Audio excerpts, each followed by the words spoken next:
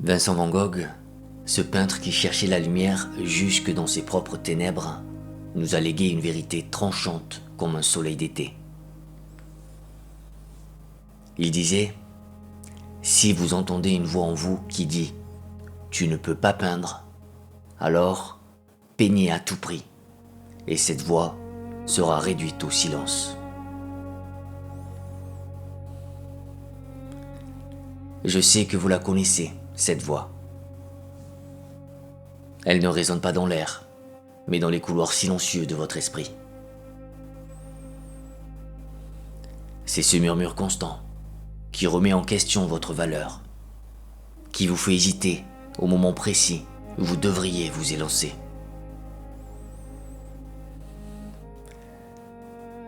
Mais permettez-moi de vous dire ceci. Ce que vous ressentez, ce vide que l'on nomme manque de confiance en soi, n'est pas une flétrissure de votre âme, ni une faiblesse de votre caractère. C'est un brouillard cognitif, une illusion d'optique de l'esprit. Le monde moderne a posé des mots froids sur cette souffrance. On parle du syndrome de l'imposteur ou de la paralysie par l'analyse. Ce sont des chaînes invisibles qui vous retiennent sur le seuil de votre propre existence, vous faisant attendre une permission qui ne viendra jamais. Pourtant, ce doute qui vous fige n'est pas un mur.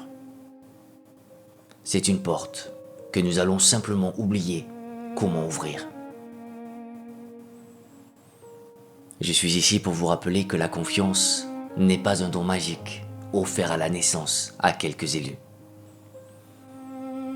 Non, la confiance est une compétence, une architecture invisible, pierre après pierre, que nous allons apprendre à bâtir ensemble. Il est temps de dissiper la brume et de voir qui vous êtes vraiment.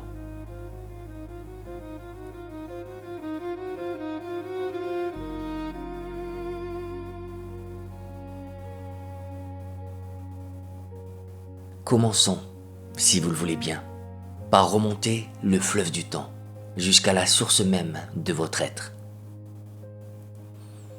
Regardez vos mains, sentez le battement de votre cœur. Vous êtes le descendant de ceux qui ont survécu. Il faut comprendre que votre esprit n'a pas été sculpté pour la félicité ni pour la sérénité. Il a été forgé pour la survie.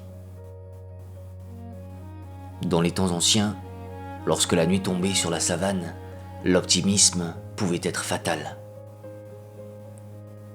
Celui qui entendait un bruissement dans les hautes herbes et pensait « ce n'est que le vent » finissait souvent dévoré. Mais celui qui tremblait, celui qui imaginait le prédateur avant même de voir ses crocs, celui-là survivait. Je vous dis cela pour que vous compreniez une vérité fondamentale. Ce que vous appelez manque de confiance est, en réalité, un système d'alarme trop fidèle. Il y a en vous, nichée au creux de votre cerveau, une sentinelle vigilante. Une petite amande de chair nerveuse que la science nomme l'amygdale. Elle est la gardienne de votre vie. Mais cette sentinelle est ancienne et parfois, elle se trompe d'époque. Elle ne fait pas la différence entre un lion qui charge et le regard d'un étranger. Entre une lance mortelle et la peur d'échouer un projet.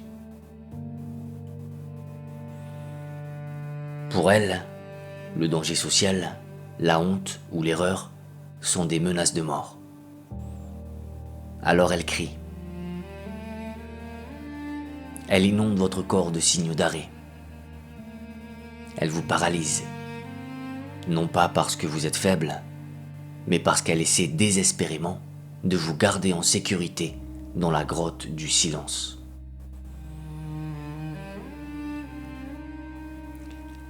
C'est ici qu'entre en scène ce que j'appelle le saboteur. Le saboteur est ce narrateur intérieur qui tisse des histoires sombres avec les fils de votre peur. La psychologie moderne nous enseigne que nos pensées ne sont pas toujours des faits.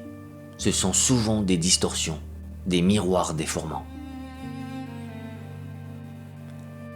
Ce saboteur vous murmure que si vous parlez, on se moquera, que si vous essayez, vous tomberez.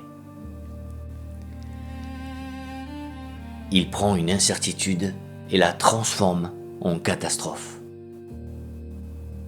Il prend une hésitation et la nomme incompétence. Mais je vous invite à voir ce saboteur non comme un ennemi, mais comme un conteur effrayé qui répète la même vieille histoire par habitude. Ce récit qu'il vous murmure, « Tu n'es pas assez, tu es un imposteur », n'est pas la vérité de votre âme. C'est simplement un bruit neuronal, une vieille cassette qui tourne en boucle. Je vous en prie, déposez maintenant le fardeau de la culpabilité. Ce n'est pas votre faute si vous doutez. Ce n'est pas une tâche sur votre esprit. C'est votre biologie qui vous aime trop maladroitement. C'est votre instinct de vie qui, voulant vous protéger de la douleur, vous a construit une armure si lourde qu'elle vous empêche de marcher. En comprenant cela, vous pouvez créer un espace sacré entre vous et la peur. Vous pouvez regarder cette anxiété, lui sourire avec bienveillance, comme on sourit à un enfant qui a peur du noir, et lui dire doucement : « Je te vois, je sais que tu veux me protéger. Mais le danger n'est pas réel. Nous pouvons avancer. »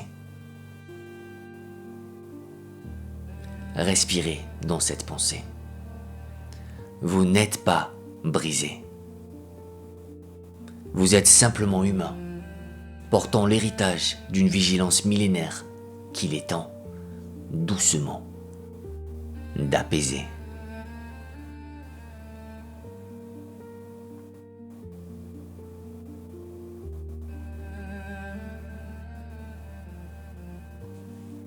Laissez-moi vous parler maintenant d'un tyran silencieux qui habite peut-être votre esprit.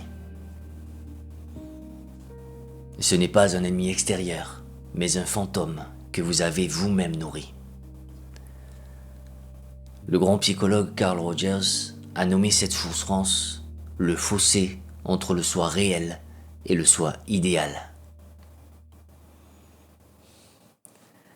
Voyez-vous, beaucoup d'entre nous marchent dans le monde en portant une image invisible, celle de la personne que nous pensons devoir être. Cette personne idéale est toujours calme, toujours spirituelle, toujours performante. Elle ne bafouille jamais, elle ne connaît pas l'échec. Mais cette image est une statue de marbre, froide et inhumaine. Et chaque fois que vous regardez votre propre humanité, avec ses ratures et ses hésitations, vous ressentez une déchirure. Vous vous jugez, non pas pour ce que vous faites, mais pour la distance qui vous sépare de cette perfection impossible. Je vous invite, ici et maintenant, à déposer ce fardeau.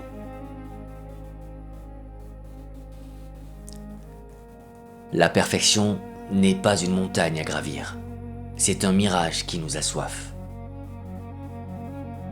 Acceptez d'être une œuvre en cours, une esquisse vivante, plutôt qu'un monument achevé. C'est cette quête de perfection qui nourrit une autre grande illusion, la croyance qu'il faut se sentir confiant avant d'agir. Combien de fois êtes-vous resté sur la rive, attendant que la peur se dissipe avant de plonger? Vous attendez de vous sortir fort pour soulever la pierre. Vous attendez de vous sentir écrivain pour prendre la plume. Mais je dois vous dire une vérité que l'on oublie souvent. La confiance n'est pas l'étincelle qui allume le feu de l'action. Elle est la chaleur qui se dégage du feu une fois qu'il brûle.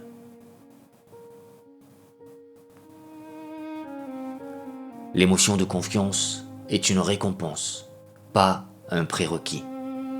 Elle est le fruit de l'audace. C'est en marchant que les jambes se raffermissent. C'est en parlant, même avec la voix qui tremble, que la voix s'assure. N'attendez plus que le doute disparaisse pour avancer. Prenez votre doute par la main, comme un compagnon de route un peu encombrant, et avancez avec lui. C'est dans le mouvement que la peur change de visage et devient compétence.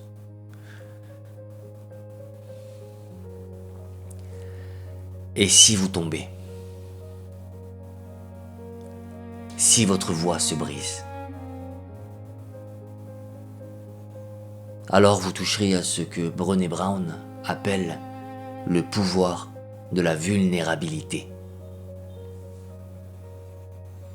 Nous avons appris à tort que nos failles sont des défauts de fabrication, des brèches dans notre armure qu'il faut cacher à tout prix. Quelle erreur! L'armure nous protège, oui, mais elle nous empêche aussi de sentir la chaleur du soleil et la douceur d'une caresse. Être vulnérable, c'est ôter l'armure. C'est dire, voici qui je suis, dans ma vérité nue et imparfaite.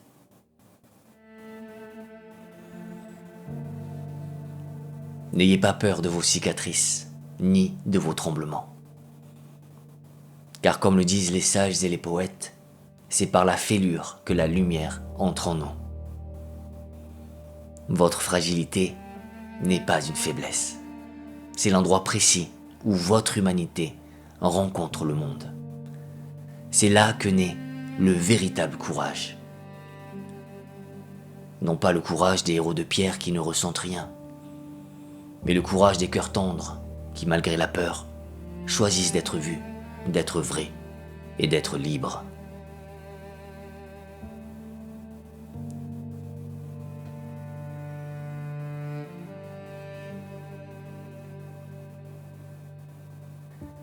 Nous arrivons maintenant à un carrefour essentiel, là où la psychologie cède le pas à la sagesse des âges.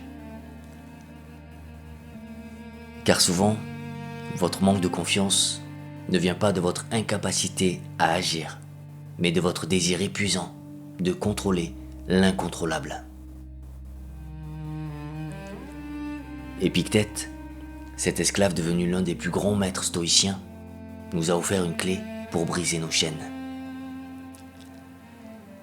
Il disait, « Il n'y a qu'une seule route vers le bonheur, c'est de renoncer à ce qui ne dépend pas de notre volonté. »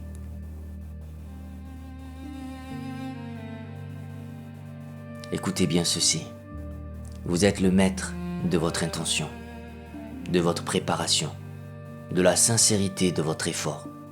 C'est là votre royaume.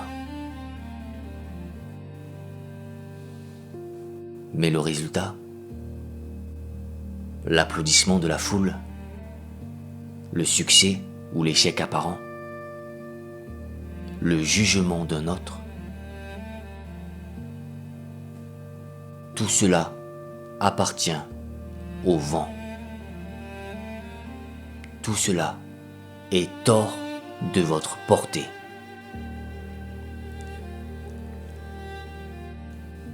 Le doute vous ronge parce que vous essayez de tenir le vent dans vos mains. Vous liez votre paix intérieure à des choses qui vous échappent. Je vous invite à devenir comme l'archer. Concentrez toute votre âme à tendre l'arc, à viser juste, à respirer calmement. Puis, laissez partir la flèche. Une fois qu'elle a quitté la corde, elle ne vous appartient plus. En acceptant cela, vous trouverez une solidité que rien ne peut ébranler. Mais descendons encore plus profondément, là où réside le mystère de votre être. Le monde moderne, dans sa course effrénée, tente de vous faire croire que votre valeur est une chose qui se gagne comme une monnaie. Il vous dit: tu vaux ce que tu produis. Tu vaux ce que tu réussis. C'est un mensonge. Les grandes traditions spirituelles, du souffle des mystiques au chant des soufis, nous murmurent une autre vérité. Votre valeur est intrinsèque. Elle est là, simplement parce que vous êtes. Une rose n'a pas besoin de justifier son parfum pour avoir le droit d'éclore. Une étoile ne demande pas la permission de briller. Vous êtes, vous aussi, une note indispensable dans la grande symphonie de l'existence. Votre âme ne connaît pas la bourse des valeurs humaines. Elle ne monte pas quand on vous loue. Elle ne descend pas quand on vous critique. Elle est immuable et précieuse. Revenir à cette certitude, c'est poser un baume sur l'ego blessé qui cherche toujours à prouver qu'il existe. Vous n'avez rien à prouver. Vous avez seulement à être.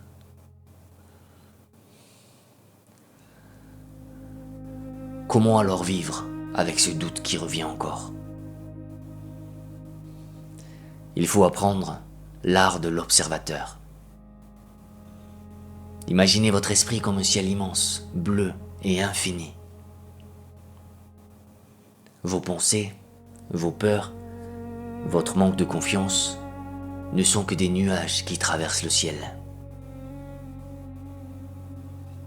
Trop souvent, quand un nuage noir arrive, vous dites « Je suis ce nuage ». Vous dites « Je suis incapable ». Mais le ciel n'est jamais l'orage. Le ciel est l'espace qui contient l'orage. Je vous propose une transformation subtile mais puissante. Ne dites plus « Je suis nul ». Dites plutôt « Je remarque une pensée qui me dit que je suis nul ». Ne dites plus « Je suis terrifié ». Dites « Je sens la peur me traverser ». Voyez-vous la différence? Dans la première phrase, vous vous noyez. Dans la seconde, vous restez sur la rive, observant le courant sans être emporté. Vous devenez le témoin silencieux de votre propre vie. Et dans cet espace de recul, le doute perd ses crocs. Il redevient ce qu'il est vraiment. Un simple phénomène météo dans le vaste ciel de votre conscience.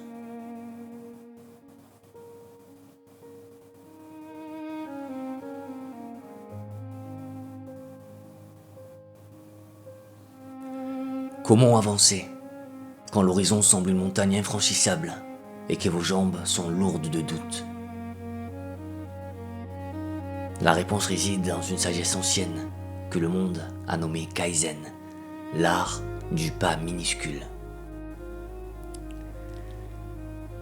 ne regardez pas le sommet, car il vous donnera le vertige. Oubliez la grandeur de l'œuvre à accomplir. Je vous demande seulement de regarder vos pieds. Votre tâche n'est pas de gravir la montagne aujourd'hui, mais simplement de mettre vos chaussures. Votre tâche n'est pas d'écrire le livre, mais d'écrire une seule phrase, peut-être même un seul mot. Il y a une magie secrète dans cette humilité. Lorsque vous accomplissez une action, aussi infime soit-elle, votre cerveau, cette merveilleuse machine, libère une étincelle de joie. Une goutte de cette substance que la science appelle dopamine. C'est le chant de la récompense. Chaque petite victoire est une brique posée sur le chemin de la confiance. Ne méprisez pas les commencements modestes, car c'est en eux que réside le germe de toute grandeur. Mais l'esprit n'est pas seul, il habite la maison de votre corps.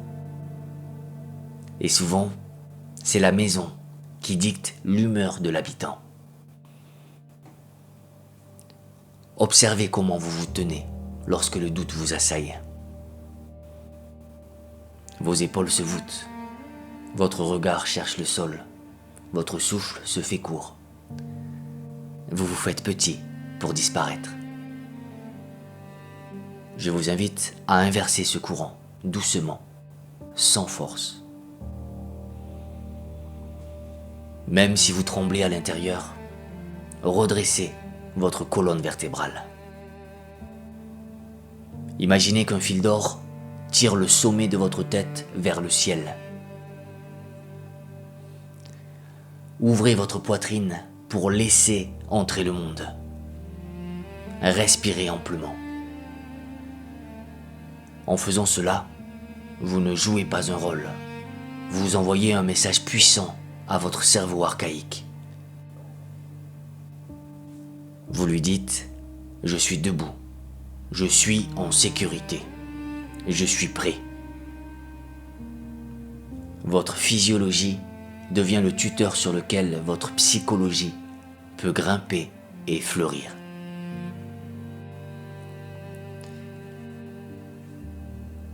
Enfin, il nous faut parler du carburant qui vous fera avancer.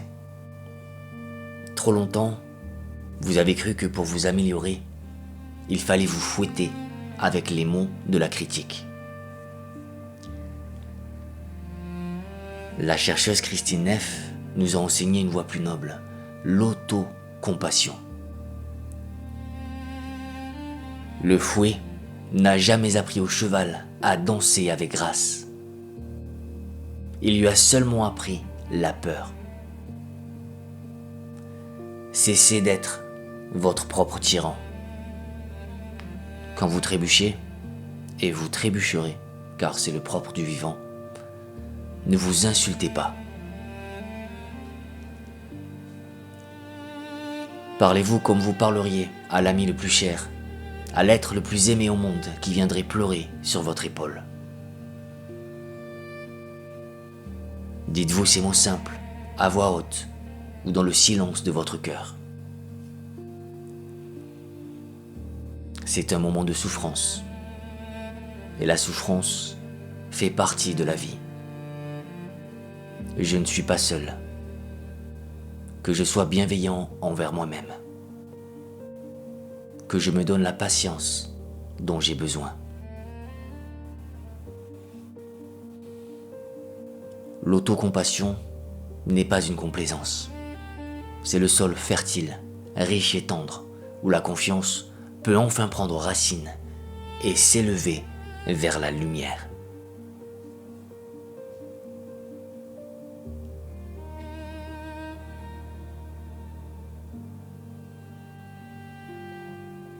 Nous voici arrivés au terme de ce voyage immobile. Nous avons traversé ensemble les terres arides de la biologie pour comprendre que votre peur n'est qu'un gardien trop zélé et non un prophète de malheur. Nous avons déposé les armes devant le tyran de la perfection pour embrasser votre humanité. Et nous avons appris que la confiance ne se bâtit pas par des sauts de géants, mais par la patience de la pierre posée sur la pierre. Retenez ceci, gravez-le en vous. La confiance n'est pas le silence de la peur. La confiance, c'est la noblesse d'avancer avec la peur, main dans la main, comme deux compagnons de route qui ont appris à se respecter. Je voudrais vous laisser avec une image ancienne, venue des maîtres artisans du Japon, le kintsugi. Lorsque ces sages brisent un bol précieux, ils ne le jettent pas. Ils ne tentent pas non plus de dissimuler la cassure. Au contraire, ils réparent l'objet en soulignant les fêlures avec de la laque mêlée d'or pur. L'objet, une fois réparé, est considéré comme plus beau, plus résistant et plus précieux qu'avant d'avoir été brisé. Vous êtes ce bol. Vos doutes, vos hésitations, vos cicatrices passées ne sont pas des hontes à cacher. Ce sont vos lignes d'or. Ce sont les preuves que vous avez vécues, que vous avez senties, que vous avez essayées. Vous êtes plus beau, plus vaste et plus profond d'avoir tremblé. Alors, quand ma voix s'éteindra, dans un instant, je vous invite doucement à l'action. Ne cherchez pas l'exploit. Posez simplement un petit geste de courage, aussi infime soit-il. Ou peut-être, offrez-vous simplement le pardon pour une erreur d'hier. C'est là que commence la nouvelle aube.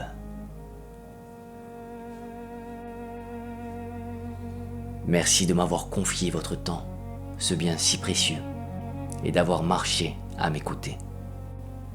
Que la paix soit sur le sol sur lequel vous avancez.